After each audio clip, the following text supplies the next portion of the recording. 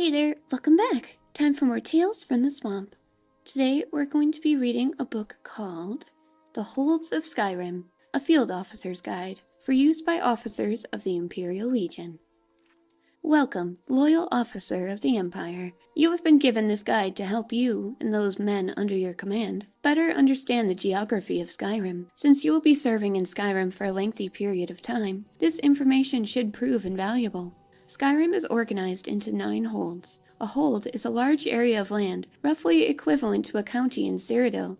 Each hold is governed by a Jarl, who maintains his court in the hold's capital city. 4 of these holds are fairly small and sparsely populated. As a result, the capitals are little more than towns. The 5 major cities of Skyrim act as capitals for the larger holds. Following is a detailed review of each hold. Eastmarch. Located in the eastern reaches of Skyrim, Eastmarch shares a common border with Morrowind. Jarl Ulfric Stormcloak rules from the ancient city of Windhelm, and he and his followers should be considered your most serious threat. Do not tread lightly in Eastmarch, for the Stormcloaks are at their strongest and most organized in these lands. As an Imperial soldier, you will find few friends here. Falkreath. Located in the pine forests of southern Skyrim, Falkreath Hold borders Cyrodiil to the south and Hammerfell to the west. Its most prominent geographical feature, Lake Ilinalta, covers a vast portion of the region's central landscape. The hold capital, also called Falkreath, is home to the largest cemetery in Skyrim, as a result of numerous battles that have taken place over the years.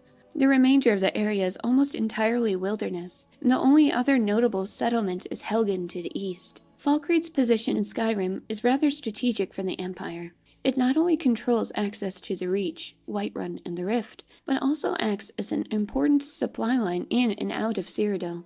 Haafingar. Solitude, the seat of the High King of Skyrim and the capital of Haafingar Hold, has always welcomed the Empire with open arms. Much commerce flows along the rivers here. You will find the folk of this hold to be among the most hospitable in Skyrim. As you venture forth in your campaigns, be sure to maintain a secure supply line back to Solitude. The Empire maintains ample provisions in Castle Dower, from which General Tullius commands all the legions stationed in Skyrim. Hjalmarch. This hold is divided evenly between wind-swept tundra dotted with farms and a huge, stinking salt marsh. There's little of interest here, save perhaps for the hold's capital, Morthal. Jarl Ygritte Ravencrone has been cooperative enough with the Empire in the past, but will ultimately look out for her own interests if put in a difficult situation.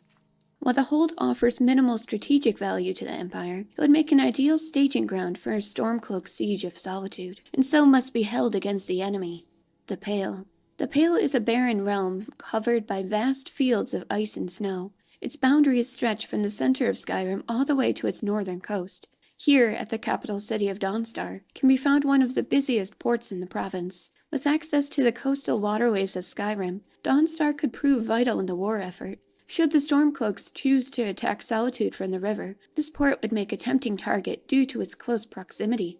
The Reach. Dominating the western border of Skyrim, the Reach is made up almost entirely of steep, craggy mountains. Little grows in this forbidding realm. But the capital city of Markarth is a nigh impregnable stone fortress that would make an excellent defensive position for either side in the war. Be aware that this dangerous region of Skyrim is home to the Forsworn, the rebellious natives of the Reach. They know the terrain, can strike without warning, and count the Empire as an enemy. If they attack, you must neither give nor expect any mercy. The Rift. This hold occupies the southeast corner of Skyrim, much like the Reach in the west, is dominated by tall mountain peaks. The climate in the Rift is milder than in the northern holds, and there is more vegetation to be found here. Farming thrives as a result. A word of warning about Riften, the hold's capital city. Our agents have reason to suspect that the Thieves' Guild makes its home here, though it is now much diminished from its strength of previous years. Nevertheless, mind that your men keep an eye on their coin purses, should they have reason to spend any length of time in the city. Whiterun. This central hold is characterized by wide, grassy plains that are home to numerous farms. Many roads pass through Whiterun, joining the more distant holds together. The hold's capital city, also called Whiterun, sits high on a rocky promontory amid a large, flat swath of scrubland. Among the wealthiest cities of Skyrim, Whiterun has usually proven friendly to the Emperor's soldiers. Winterhold. This bleak, snow-blown hold in the northeast corner of Skyrim is utterly inhospitable. Oops. Perhaps the mages at the College of Winterhold chose to make their home there because they knew they would be left largely alone. As with Falkreath and Whiterun, the name Winterhold describes both the hold and its capital city, though the word city hardly applies. The hold capital is a meager village built near the Mages' College. Few other noteworthy settlements exist in this frozen waste, and it is unlikely to play any significant part in the war. Cool. So that was largely from an Imperial perspective, but I love reading all the different descriptions of the holds that you can find in Skyrim. What about you? Do you have a favorite hold of Skyrim? If I had to choose, I would definitely say the Rift. I love Riften in the autumn trees. It's so pretty. Let me know in the comments if you have a favorite area of Skyrim. Thank you so much for joining me. I hope you have a very comfy night. Bye!